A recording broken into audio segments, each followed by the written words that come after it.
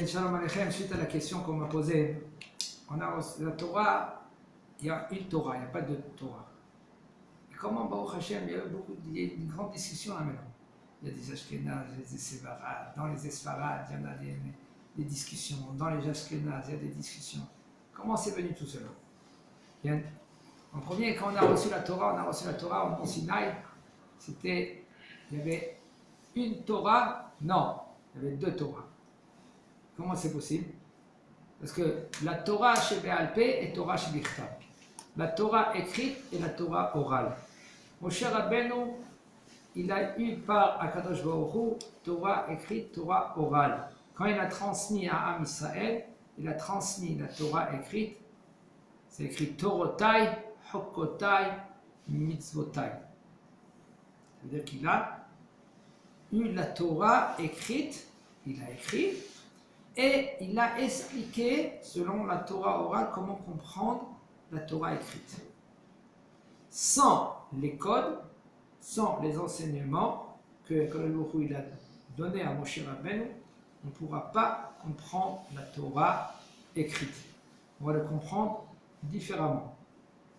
Comme par exemple, un exemple que je donne, c'est un peu pas pudique, mais c'est un exemple que c'est écrit Ain Tahat Ain. Maintenant qu'il a crevé un œil d'un homme, qu'est-ce qu'il doit payer? C'est écrit Ain Tahat Ain. Tu as crevé un œil, il faut enlever un œil. Eh bien, c'est faux. C'est pas écrit qu'il faut enlever un œil. La Torah chez Béal Pé, elle dit il faut qu'il paye un prix d'un œil.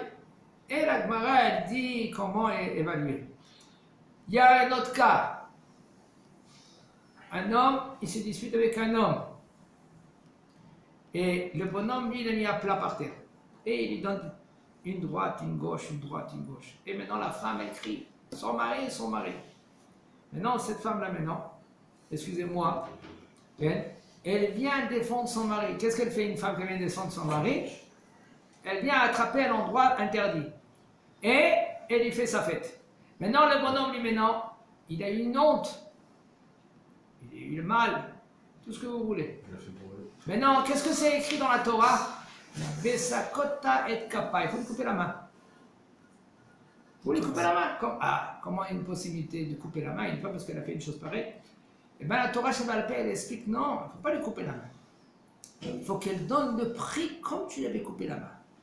Mais lui couper la main, ça ne commence même pas. Alors, celui-là qui va faire la Torah écrite, comme elle est écrite, qu'est-ce qu'il va avoir? Comme ils font les Karaïtes, ils font à la lettre. Qu'est-ce qui se passe chez eux? Okay? Le kippour chez eux, c'est pas le kippour comme chez nous. Les Shavuot chez eux, c'est pas comme Shavuot chez nous. Des décalages des fois de 3, 4, 5, 6 jours, etc. On a reçu les deux Torahs du mont Sinaï. Moshe Rabbeinu, il a transmis la Torah à Aaron. Aaron a transmis aux enfants de Aaron et après aux Ekenim. Et après, ils ont transmis à Am Israël. Tout ça dans le désert. Et Yoshua? Yoshua, il était là-bas, il était dans la tente aussi. Maintenant, il a pris avec Aaron. Ouais, il a pris avec Aaron. Parce que que Yoshua bin Nun, c'est le secret de Yoshua bin Nun qu'il a eu transmission par Moshe Rabbeinu. Il ne bougeait pas de la tente. Il était tout le temps avec Moshe Rabbeinu. Où il allait Moshe Rabbeinu, son rave, il le suivait. À tel point que quand Moshe Rabbeinu il est monté dans le mont Sinaï, tout le monde ils sont restés en bas. Qui c'est qu'il est monté avec Moshe Rabbeinu? Et Yoshua bin Nun jusqu'à une partie. Après, il ne pouvait plus monter. Il attendait. Pourquoi il attendait? Comme ça, quand lui il va transmettre la Torah, lui, Yoshua, il va être le premier à recevoir la Torah. Et c'est pour cela, quand Moshe Rabbeinu, quand il est descendu, et après il a brisé l'étape de la loi, Yoshua bin Nun, il a dit à Moshe Rabbeinu, j'entends des voix de guerre. Il a dit, c'est pas des voix de guerre, c'est des voix de Shemishmor. Et après, il a brisé l'étape de la loi. Maintenant, on a une transmission par Moshe Rabbeinu dans le désert. Après cela, ils enseignaient la Torah, les Ekenim. Les Ekenim, il y avait Yoshua bin Nun, il y avait les Ekenim, que Yoshua ben Nun, il a transmis après aux Zekenim, après aux Nevi'im. Après, les Nevi'im, c'est les prophètes, Anshe Knesset Agdola. Ils étaient 120 Anshe Knesset Agdola, c'était tous des Haramim. Et après les Anshe Knesset Agdola, il y avait les Zugot. Zugot, c'est des deux géants dans la Torah. C'était un qui était Nassi, il était le prince, et un qui était Av Beddin. Av Beddin, ça veut dire le juge principal.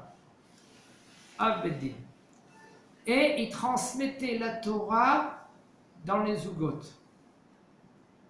À chaque fois, comme Shmaya Ba'Abtalion, Shammai Ve'Hillel, comme l'a dit là après la Mishnah dans Avot, Rabbi Yosef ben Yoezer, Rabbi Ish Sebeda, et il y avait transmission dans les Zugot. À un moment donné, après, il y avait Rabbi Akiva, que lui qui l'a transmis à ses 5 élèves, etc., etc. Maintenant, à un moment donné, à partir de Rabbi Yosef ben Yoezer, ils ont mal compris leur Rav.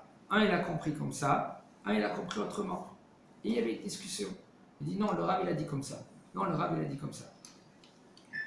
Et suite à cela, là, il a commencé à être Machloket. La Machloket, elle était les Shem Shamayim. Elle était pour Akadosh Baruch Hu, pour comprendre qu'est-ce qu'il veut Akadosh Baruch Hu dans ce monde. Okay? Maintenant, ces discussions-là maintenant, avec les années, qu'est-ce qui s'est passé? Ils se sont propagés, encore discussion, jusqu'à que les Mishnayot, ils ont été dit, parce que les Mishnayot, on n'a pas le droit d'écrire Torah orale. Rabbi Yehuda Anassi, il a dit, il y a trop de discussions dans les Mishnayot. Chacun il dit sa Mishnah, il y a des discussions entre cette Mishnah et un autre Mishnah, il y a des contradictions.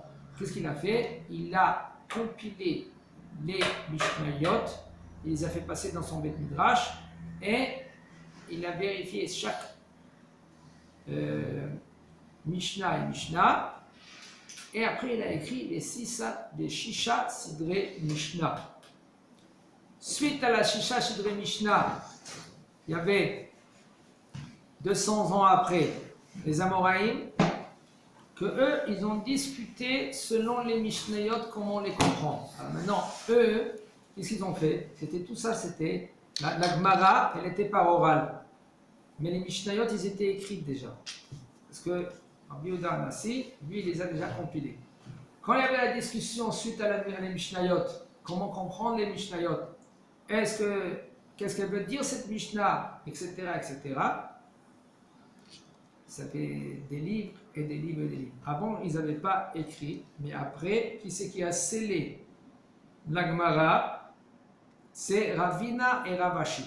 C'était les derniers Amoraïm, Ravina et Ravashi.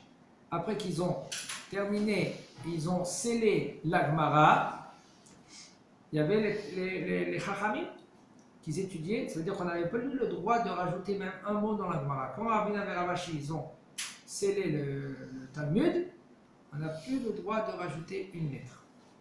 Et là, ils ont commencé à venir les Svoraïm, les Géonim, les Rishonim. Et tout cela, comment comprendre les Mishnayot et la Gemara? Et suite à cela, il y avait des discussions. Comment comprendre la Gemara? Les Rishonim et les Géonim, comment ils ont compris la Gemara? Et suite à cela, chacun il a tranché la halakha selon la Gemara. Le Rosh il a compris comme ça, le Rif il a compris comme ça, le Rambam il a compris comme ça, même le Rambam, c'est le Rambam, comment lui il a compris la Gemara, pareil qu'il a compris autrement, il a fait comme un Shulchan Aruch. Il a tranché la halakha selon la Gemara, que beaucoup qui n'étaient pas d'accord comme le Rambam. Que le Rambam lui-même il a dit, ça suffit qu'un homme il va lire tous ses écrits, il n'a pas besoin de la Gemara. C'est qu'il a tranché la halakha. Il y a beaucoup qui n'étaient pas d'accord. Mais comment il peut y avoir autant d'avis rapidement? C'est profond. Il y a beaucoup de sortes de têtes dans la vie. Et on peut comprendre des fois la Gemara comme ça, comme on peut comprendre autrement. Mais pourquoi à l'époque de Moshe, personne ne donnait différents avis Parce que la Torah elle était plus claire. Quand on est plus proche du mont Sinaï, c'est plus clair. Maintenant on est loin du mont Sinaï, alors c'est moins clair. Il y a avec les événements avec les événements, Les guerres. les guerres qu'il y avait, l'acquisition. À l'époque, les Espagnols, ils ont envoyé 2 fois. Les premiers, c'est à l'époque du Rambam, ils se sont sauvés là-bas. Comment ils peuvent étudier la Torah quand ils sont poursuivis, quand les gens, ils mouraient, etc. Top, bien Hashem. Ouais. On explique.